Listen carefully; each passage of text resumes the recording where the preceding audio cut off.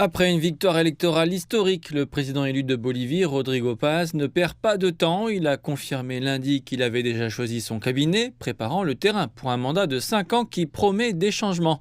Lors d'une conférence de presse, Rodrigo Paz a abordé la question des contrats internationaux de la Bolivie et s'est engagé à revoir tous les accords, invoquant des préoccupations liées à la transparence et à la dette nationale.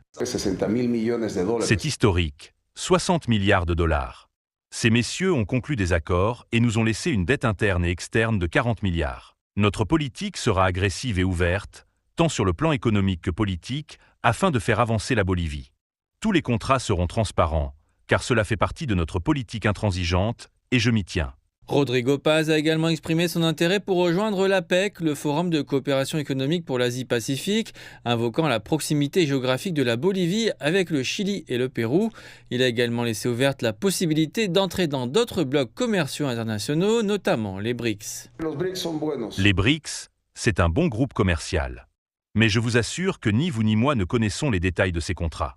Un pays sérieux ne peut approuver des accords qui ne sont pas transparents.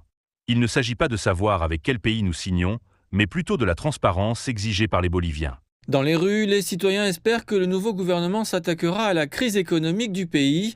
Les données gouvernementales montrent que la Bolivie est en récession économique tout en étant en proie à une inflation persistante. Je suis très heureuse. Nous avons un nouveau président. Il est jeune et avec l'aide de Dieu, la Bolivie ira de l'avant. Nous sommes petits, mais avec la foi, nous nous relèverons.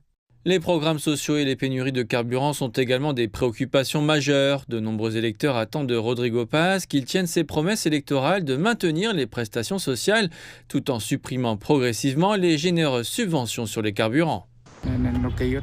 Je travaille partout. La corruption semble avoir augmenté. J'espère que ce nouveau président apportera du changement.